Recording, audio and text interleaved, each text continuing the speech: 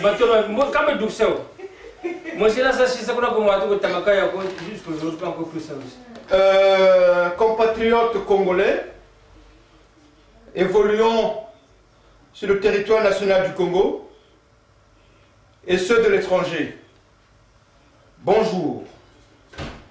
Le média d'analyse et d'investigation Nchimou TV se fait l'honneur en déplacement en Europe du Nord où nous avons rencontré un personnage qui va se présenter.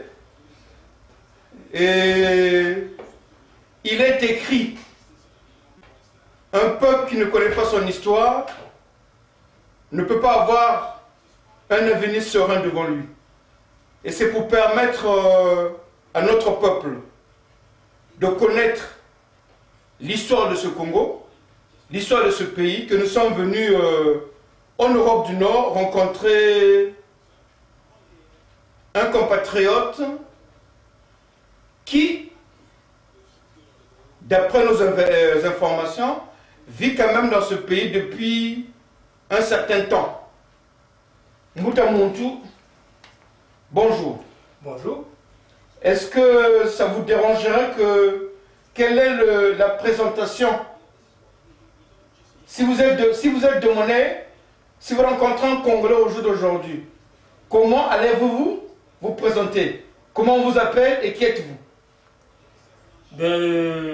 Pour la circonstance, si vous voulez, je m'appelle bien Mazama Congo.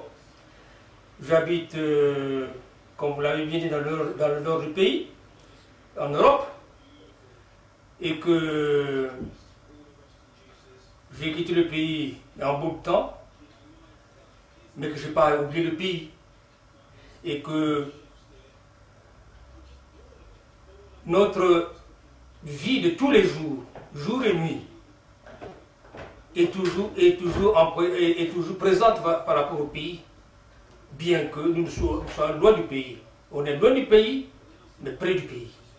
Donc, pour la génération, ou pour les jeunes gens, ou pour quelqu'un d'autre qui ne me connaît pas, il va lui dire effectivement que, bien que je sois loin du pays, j'ai toujours mon cœur au niveau du pays, et mon cœur au rythme du pays. Donc, vous nous dites que vous avez quitté le pays, ça fait un bon bout de temps. Oui. Serait-il possible que vous nous donniez votre parcours qui vous a permis, depuis quelle date vous avez quitté le pays et combien de temps vous êtes dans ce pays-ci? Disons que j'ai quitté le pays dans les années 70 pour des raisons politiques et que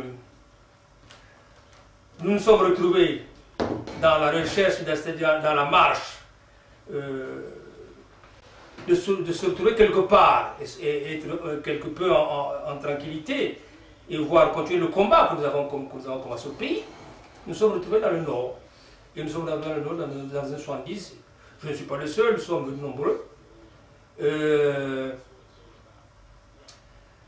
Et par le passé, en principe, j'ai au moins 2 ans, 2 fois plutôt, j'ai au moins j'ai fait 2 fois la prison au pays, pour des raisons politiques. Le combat, si vous voulez, la première prison que j'ai faite, elle était quelque peu inutile, on m'a mis en prison. Nous allons y revenir. Merci. Nous allons y revenir. D'accord. Donc vous avez quitté le pays pour des raisons politiques. Oui. Et vous dites que votre cœur bat au rythme du pays. Voilà. Et nous en sommes honorés parce que, nous avons connu votre nom pour la première fois dans les affaires qui ont endeuillé le Congo. Vous parlerez, mais nous pensons que se présente 2016. On ne peut pas, comme je l'ai dit dans l'introduction, il est difficile de parler de 2016 tant qu'on ne connaît pas d'où nous venons. D'après vous, est-ce que si on veut dire que vous êtes un membre de la défense civile, cela est-il vrai ou c'est faux? Membre de la défense civile, j'ai pas été directement membre de la défense civile, j'ai été membre de la jeunesse, de la GMNR. GMNR, Oui. jeunesse du mouvement national de la Révolution. Donc vous commencez votre engagement politique par la GMNR. En principe, oui. Nous sommes dans les années 60. Nous sommes dans les années 60, disons 63, 64. Donc, vous commencez votre engagement politique 63-64 par la GMLR. Oui. Et nous sommes sous la République dirigée par le président Alphonse Samba Deba. Voilà. Est-ce que, quelle est la lecture historique, vous, en tant que jeunesse, des années et des années après, parce que l'histoire, dans les écrits, on nous dit que... D'accord. C'est une autre histoire. Mais le coup d'État de Kinganga, c'était aussi un bref histoire historique, parce qu'il n'était pas seul. Kinganga, pour faire ce coup d'État, était impliqué aussi avec certains éléments dans l'armée nationale congolaise. Parmi lesquels un certain Yombi. Nous passons. Passons. D'accord. Allons donc oui, donc nous passons. 72. Voilà, le président c'était Yombi, donc nous passons. Ce qui fait que Kinganga n'était pas tout seul. Kinganga a été manipulé aussi, n'oublions pas ça. Mais en fait, ça a échoué. Ça a échoué. Et nous avons maintenant la situation, ce n'est pas un coup d'État, parce que je vais faire la différence maintenant entre les choses, si vous voulez. Ce qui s'est passé en 72, le 29 février 72, si, de 1, si le camarade non, si le camarade Diawara voulait faire un coup d'État, il pouvait le faire. Il avait toutes les forces, en tout cas. À cette époque, il était responsable des périls noirs au niveau de Congo, là-bas. Tu vois, il y a un truc là. Là où le président, où le camarade Ikoko était aussi. Tu vois, quand on va vers le Dieu là. D'accord, il y a un point là de. Voilà. D'accord. C'était, je crois, le cas de périls noirs, chose comme ça. S'il voulait faire il était responsable de cette affaire-là. Puisque s'il voulait faire un coup d'État, lorsqu'on fait les arrêts politiques militaires, je ne veux pas rentrer dans les détails, il pouvait le faire.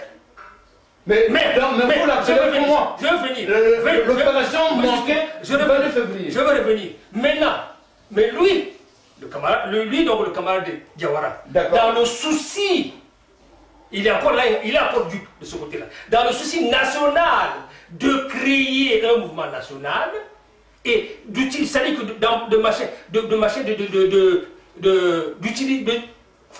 de mettre en mouvement tous les mouvements, toutes les organisations de masse populaire qui étaient au Congo, la jeunesse, la défense civile, les femmes, etc., ils voulaient que ce soit un truc national. D'où on avait donc pensé à inclure toutes les forces militantes du pays pour changer la situation.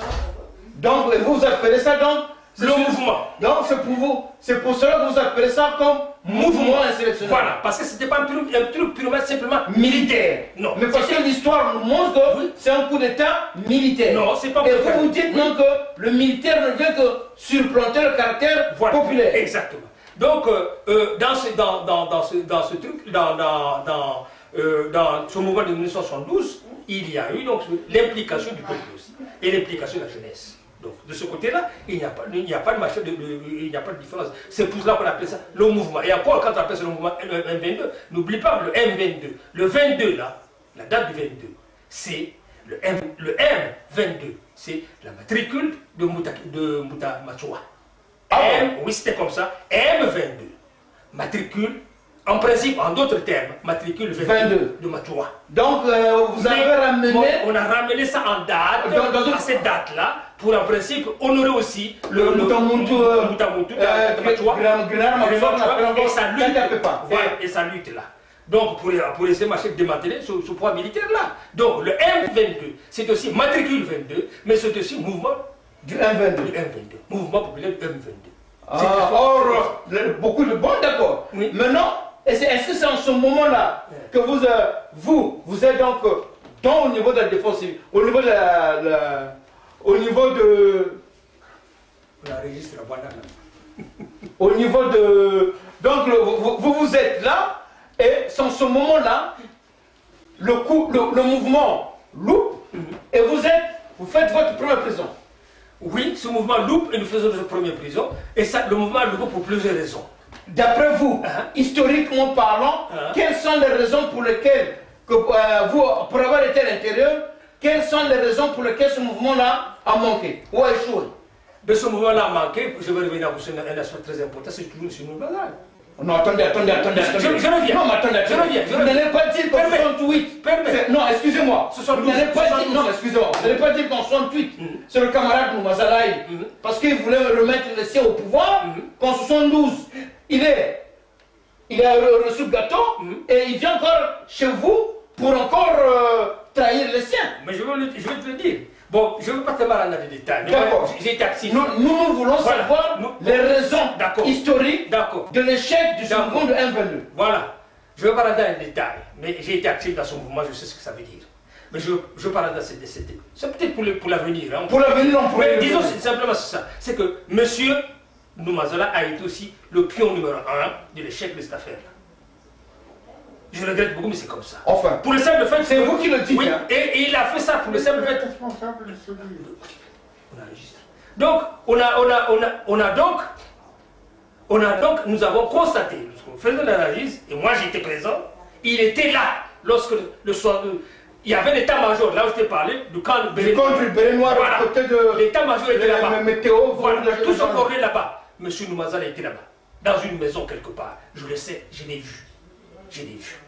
Et c'est lui qui a tout bloqué. Attends, c'est lui qui a tout bloqué, et dans le sens que, pour le simple qu'on a donné cette mission d'affaires, le monsieur a refusé de le faire. Il a refusé. Moi, j'ai parlé à ce type-là. Moi-même. Vous avez parlé quand? J'ai parlé, ce jour-là, le 72, j'ai parlé à ce type-là pour lui donner, pour lui rappeler sa mission. Il n'a pas accepté ça. Il n'a rien fait. Donc, le type a parlé les trucs dans le sens qu'il est en principe là pour neutraliser. Une fois de plus, non, pour neutraliser tout le mouvement. C'est-à-dire que ça échoue pour que le pouvoir continue, quoi. C'est à peu près comme ça. Comme il avait neutralisé aussi en 68, pardon, pour que le pouvoir soit remis au machin au non, c'est comme ça. Donc l'homme a été un élément pion de tout cet amalgame là qui a fait que les gens, c'est-à-dire que nos parents du Nord, oui, que les gens aujourd'hui pour dire que le pouvoir est sien jusqu'à indéterminé. Voilà, donc c'est un peu comme ça. Mais votre prison, vous le faites à quel moment là? Ben, moi je rentre en prison en 72 même, remarque. Hein. Donc, contre le M22, avant le départ de Ange au maquis, ou après le... Non. Le jour même. Le jour même où le truc échoue. D'accord. Je te dis que j'étais à l'intérieur. D'accord. Le maquis commence à partir de là. Moi je te parle, si lui m'avait donné la permission de partir, avec lui j'allais partir. Mais il m'a dit non, c'est pas la peine. Pour le moment les choses sont quelque peu, tu vois... Non, attends. Excusez-moi. Parce que là je me rends compte de son bruit. La première raison, vous dites que c'est la duplicité du camarade Noumazala. Maintenant, quelles sont les autres raisons qui ont poussé à l'échec du M22? Et quand faites-vous votre première prison? Oui, mais ça dit, comme je l'ai déjà dit, c'est qu'il y a eu cet échec-là. Les raisons pour lesquelles je l'ai donné, pour le simple fait que Monsieur Noumazala était toujours là pour en principe, garantir la continuité du pouvoir du Nord. C'est simplement. Donc c'est M. Noumazala qui a donné le pouvoir au Nord. Oui. C'est lui qui a agi pour que le pouvoir puisse rester au Nord jusqu'à l'arrivée de M. du sieur Denis Sassou Nguesso. Exactement. Il peut pas du système. D'accord. Donc, la deuxième raison... Attention, le mouvement de guérilla, le mouvement de rébellion du M22, dirigé par le camarade Mora, Ange, commencera le même jour même. Lorsque les gens vont capoter, il va partir. Et lorsqu'il va partir, il va lui dire, bah, écoutez, c'est pas la peine de suivre, je vais d'abord arranger les choses. Si les choses arrangent, bon, vous pouvez suivre. Mais il était parti. Mais est-ce qu'en allant au maquis, Ange savait que c'est Noumazala qui a... Mais non, mais c'est-à-dire que... Mais il le savait pour le simple, quand même c'est un grand. Bon, il a fait ses erreurs, remarque. Hein. Moi, je te l'ai dit, c'est des erreurs. Mais non, c'est des erreurs qu'on pourrait faire plus tard. Hein. Mais il a fait ses erreurs. Mais il a dû se rendre compte, effectivement, que ça n'a pas marché. Puisque je t'ai dit que moi, j'étais là. Et c'est lui qui me donne l'ordre de parler à Noumazala. D'accord. Tu comprends? Donc, la réaction de Noumazala fera en sorte qu'il se rende compte que non, mais c'est des capotés et que c'est lui qui bloquait les trucs. Tu comprends? Donc, sur le côté, il n'y a pas d'hésitation, c'est comme ça. D'accord. Il n'y a pas d'hésitation. Donc, le mouvement du machin de guérilla, le mouvement de réaction, le machin de révolte, de M22, la continuité donc, hein, d'accord, se fera le 22 même. Le 22 même. Et c'est ça là où en principe va se dispatcher. Bon, ben, c'est comme ça. Le reste, ceux qui n'ont pas suivi là-bas, pour le simple fait qu'on disait que c'était une situation quelque peu comme ça là, mais tu sais que ceux qui n'ont pas suivi se retrouvaient en prison. Nous étions moins que 300. Ah, donc le pouvoir militaire, le commandant Gwabi à l'époque a essayé de neutraliser tous les éléments qui ont été avec Ange pour préparer le mouvement. Et Ange va appliquer un plan B à l'improviste, aller au maquis. C'était comme ça. À l'improviste ou pas, mais enfin, c'était comme ça. Enfin, non, bien. Ça, c'est la lecture historique. Hein? D'accord, on est comme ça. Voilà. Donc, tout le monde du M22 qui était en dehors, c'est-à-dire qui n'était pas encore au maquis, pour le simple fait, comme je dis, c'était pas suffisamment organisé, se retrouvait en prison. Au moins, et donc là, vous allez faire votre prison. Oui, on va faire notre prison, mais parmi lesquels aussi, nous Mazaré serons en prison. Et ça, c'est un truc tactique, attention, n'oublie pas ça. Donc, il sera en prison pour faire comprendre que lui a été. C'est-à-dire qu'on lui a. Il est avec les. Avec Ange. En fait, c'était tu vois. Une stratégie de putschiste pour après récupérer le mouvement. Voilà. Et vous, naïvement, acteur militaire, vous n'avez pas compris que vous avez un traître dans votre. Ce n'est qu'après qu'on comprendra. D'accord. Ce n'est qu'après qu'on comprendra. Maintenant, parlons de votre prison, de votre emprisonnement parmi les 300. C'est ça. Vous avez quel âge? Pour le moment, je ne sais pas quel âge j'ai. À l'époque, je ne disais pas. Bon, d'accord. 68, pardon, 72, qu'est-ce que je faisais? Il faut me dire une trentaine d'années, je crois. Bon, d'accord. Et vous faites la première prison? Oui. Non, la deuxième, pardon. Donc ça, c'est la deuxième. C'est la deuxième prison. Et la première, vous la faites à quelle période? La première, je l'ai fait en. Ça devait être, je crois, en 69. Hein. J'ai pas tous les papiers. Avec la chute du président? Oui, non, sous Gwabi. Je ferais une prison gratuite comme ça, là, parce que bon, c'est ça qu'on a notre problème. Si tu veux, j'y rentre. Mais j'avais fait une gaffe d'avoir dénoncé une certaine malversation. Financière? Non. Une certaine malversation de détournement d'un certain officier au niveau du Congo. Je revenais de Moscou à l'époque.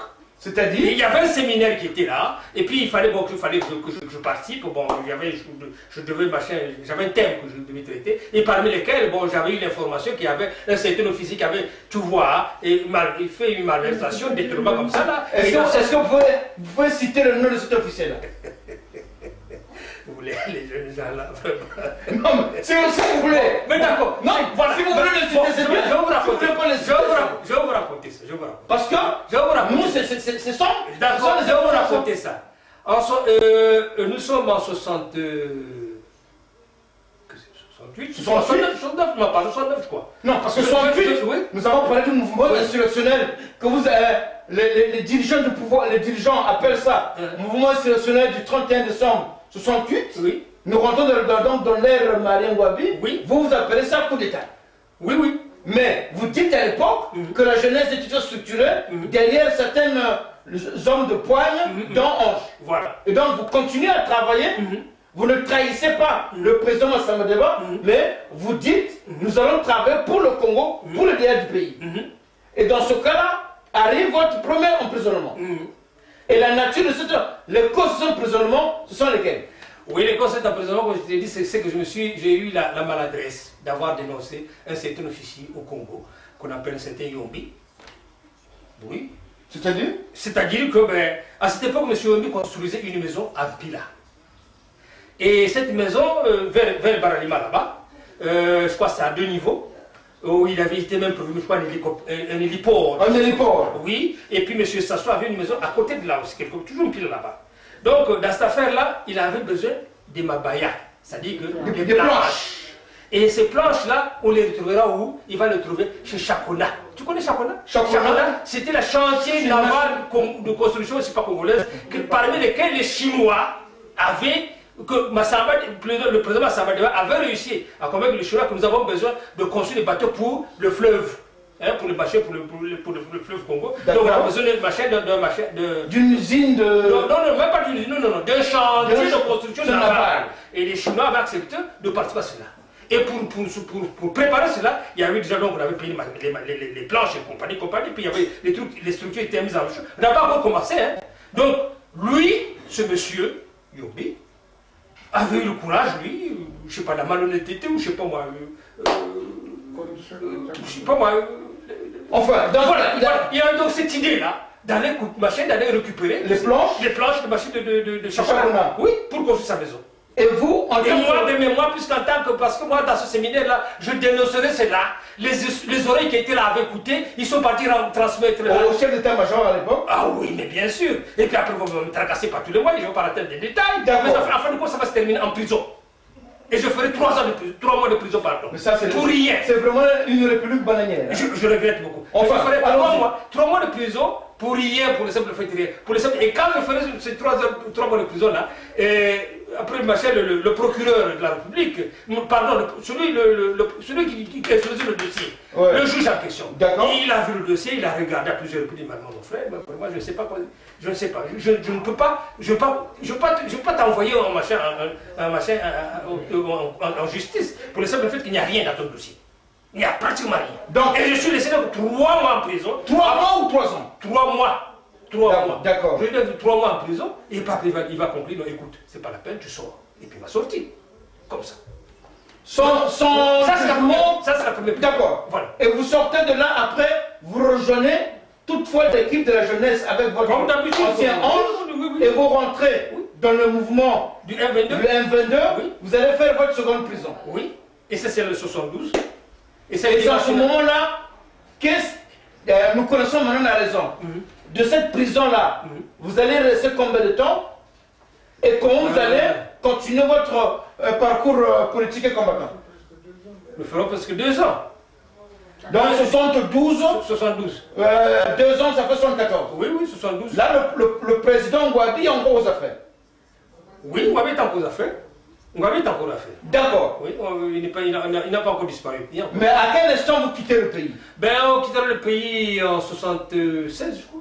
Non, 75, pardon. 75. Attends, donc c'est après la prison que vous avez quitté le pays? Oui. Non. Après la prison ou pendant la prison? Non. Nous avons la prison suivie pendant presque 1 an et demi. Hein. D'accord. Bon. Après, il va nous donner ce qu'on appelle l'amnistie contrôlée. Dans le sens que lorsque nous sortirons de prison, on va nous envoyer dans différentes places au niveau du pays pour travailler. Hein? Donc dans les fermes, dans les entreprises, etc., etc. Moi, je me trouvais quelque part là, dans une entreprise pour travailler aussi. Et de là, donc, on nous interdit de venir à Brazzaville. Donc l'amnistie est donnée par le président Ngouabi? Oui, bien sûr. Parce qu'il était un homme de bon cœur, il était un homme patriote. Même pas, mais c'est-à-dire dans le sens que non, mais un homme de bon cœur, je ne vois pas tout à fait. Mais enfin, c'est-à-dire que qu'est-ce qui l'a obligé à vous libérer? Parce que d'après les écrits que nous arrivons, c'est d'une manière patriotique, de pardon qu'on vous a libéré. Je ne pense pas ça. Dans le sens que. Il y a eu. Votre analyse, c'est quoi? Il y a eu dû avoir une dépression au niveau du pays, des pressions internationales, parce qu'il y avait quand même. C'est un grand mouvement. Parce que n'oubliez pas que d'un côté, on nous dit qu'il y avait une pression nationale et une pression auprès des diplomates en mission à Brazzaville, où le président Ngouabi se sentait acculé et était obligé de faire cette opération d'amnistie. Mais le pouvoir du président Ngouabi dit que ce n'est pas patriotisme, esprit de pardon qu'on vous a libéré. Donc nous aimerons connaître les positions entre les deux. Mais vous savez, en matière politique, c'est comme tu disais le cas de machine de monsieur Sassou, qui se retrouve à Pékin pour le 50e anniversaire des relations Congo-chinoises et qui va manipuler tout. Vous comprenez? Donc, en politique, c'est possible. Hein? Donc, ce cas-là, quand ils disent que c'est un problème de bon cœur, non, c'est pas tout à fait ça. Mais il y a eu des pressions extérieures, intérieures, qui ont fait qu'en principe, ils étaient obligés de nous lâcher. C'est tout. Et puis, quand nous ont lâché, ils ne nous ont pas lâché automatiquement être libres, non. Ils nous ont, pour continuer le contrôle, de nous contrôler exactement, ils ont dit, bon, écoutez, vous serez amnistiés, mais vous allez travailler à l'intérieur dans différents pays. On nous a envoyé comme ça, là. C'était comme ça. D'accord. C'était pas un truc de bon cœur. Non. C'est une question Maintenant, pendant que vous êtes disons-le, surveillé, parce que vous n'avez pas le droit de venir, expliquez-nous la nature de cette libération et qui vous a conduit à la vie en exil. Ben oui, parce que nous sommes restés dans ce travail-là, si tu veux, dans cette liberté d'amnistie que je crois 6 mois. que je suis pas 6 mois, ou je sais pas, 6 mois comme ça, puis après on s'est dit c'est écoute, on ne peut pas continuer comme ça, puis on a disparu, c'est tout. Vous avez disparu de la nature? On a disparu de la nature en tout cas, c'est le cas de le dire. On a disparu de la nature, mais ce n'est pas tout le monde qui a disparu, hein. Nous étions au moins 3 disparus de la nature. Et ceci, pas au-dessus de tout le monde, hein. C'était un truc, tu vois. En Catimini. Voilà, qui a été réglé. Dans une forme de stratégie de guérilla civile. Voilà, et nous sommes partis. Vous êtes partis? Nous sommes partis. Vous êtes partis, vous avez quitté le Congo? Nous avons quitté le Congo, oui. Directement dans ce pays où... Non, ça dit qu'il y a eu des étapes. Bon, nous avons quitté le Kinshasa. Et à Kinshasa. Et vous n'avez pas eu l'apport de l'extérieur dans cette fuite-là? Non, pas du tout.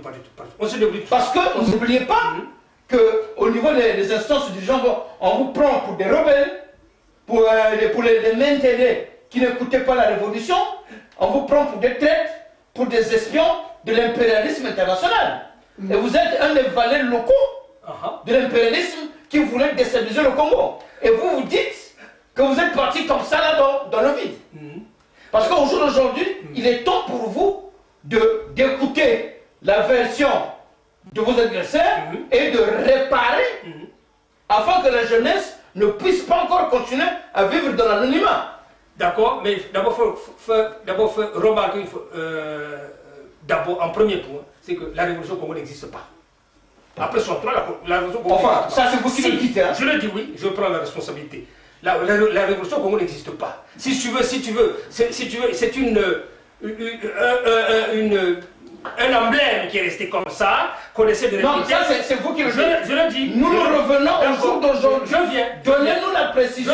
Je viens. Est-ce que vous avez fui le Congo sans l'apport extérieur? Non, je viens. Sans l'aide de vos partenaires extérieurs? Je te comprends. Parce que vous êtes les valets locaux de l'impérialisme. Je te comprends. Non, je ne comprends pas moi. Mon travail, c'est poser des questions. Je comprends, mon cher ami. Non, mais le problème, c'est que ça, c'est très important, il faut le dire. C'est très important.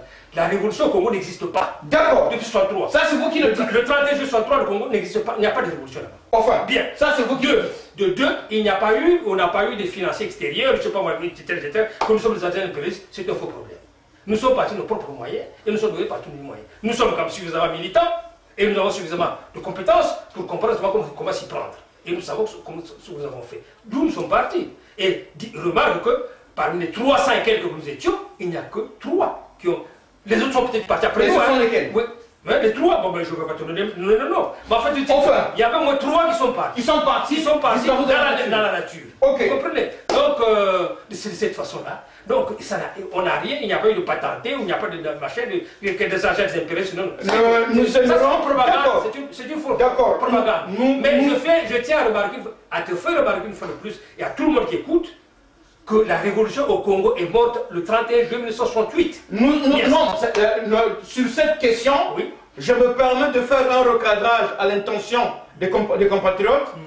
Notre compatriote qui vit à l'étranger depuis un certain temps, une trentaine d'années plus exactement, reprécise qu'au Congo, la révolution est morte depuis le coup d'État de 1968. Le 31 juillet. Le 31 juillet. Merci. Pour eux, le mouvement insurrectionnel du 31 juillet est un coup d'État militaire. Voilà. Ça, c'est l'information qu'on doit déjà retenir, la version que donnent les anciens de la GMNR. Voilà. Deuxième information, ils nous disent que, quant au sortir de la seconde fois de la prison, donc les gens, les camarades qui ont été destitués, qui ont fait l'emprisonnement par rapport au mouvement du M22, lié à André Grenard-Matsuo comme étant le matricule M22, que beaucoup appellent comme un coup d'état militaire manqué. Pour eux, ce n'était pas un coup d'état militaire, c'était un mouvement insurrectionnel. Malheureusement, au sortir de là, quand M. Ngouabi, le président Ngouabi arrive à les armistier d'une manière patriotique, un ancien de la GMNR qu'il est, reprécise qu'il n'y avait pas une conception patriotique à l'intérieur, c'était des pressions extérieures et intérieures qui ont poussé le président Ngouabi à les mettre en liberté. Suivi de cette liberté, liberté limitée. Liberté limitée, merci. Où on les avait mis dans certaines unités de production, mais ils n'avaient pas pouvoir et possibilité d'aller dans les grandes villes. Voilà. Et dans ce cas-là, les 300 sortis de la prison, en liberté limitée. 3 se sont fait la belle. Ils se sont fait cette belle-là parce que le gouvernement dit qu'ils ont obtenu l'accompagnement et l'assistance technique, financière et logistique de l'impérialisme international dont eux, ils étaient des valets locaux. Lui, eux, ils disent non, ils reprécisent qu'ils ont fait la belle avec leurs propres moyens. Chers compatriotes, est-ce que cette circonscription historique est celle-là pour que nous, journalistes, qu'on ait des éléments qu'on transmettra aux générations futures, ou il y a un manquement dans ce que je viens de dire? C'est très bien ce que tu as dit, mais tu dois aussi résumer cet aspect chino-congolaise. D'accord, maintenant... En résumé. En résumé. C'est très important. D'accord. Mais sinon, ce que tu as dit, c'est tout à fait exact. Donc, dans la Deuxième République, tenue par le président Alphonse Massamba Deba, on nous fait comprendre que le sieur, chef de l'État au jour d'aujourd'hui, il n'a pas été à l'initiative de cette relation-là. Et, ancien de la GMLR, membre actif au nom de la Deuxième République, il dit ceci, que la relation sino-congolaise remonte à un engagement de la nation congolaise devant l'ONU pour accompagner à ce que la Chine puisse reprendre sa place légitime au niveau des Nations Unies. Et ça, à cet effet de cause, que le président Mao Tse-tung va inviter le président Alphonse Massamba Deba, et de là va partir la relation sino-congolaise avec, entre autres, un accompagnement social, de formation, économique, militaire, mais malheureusement, avec l'arrivée de M. Marien Ngouabi au pouvoir dans le mouvement de 68, cette relation, les produits de la coopération, les premiers produits de la coopération sino-congolaise, unité de production dont l'usine textile de Kinsundi, vont connaître une faillite sur des raisons subjectives et objectives. Exact. Est-ce qu'il y a quelque chose à ajouter ou à retirer? Non, pas du tout. C'est tout à fait bien. Tout à fait bien. Nous allons y revenir. D'accord. T'as coupé.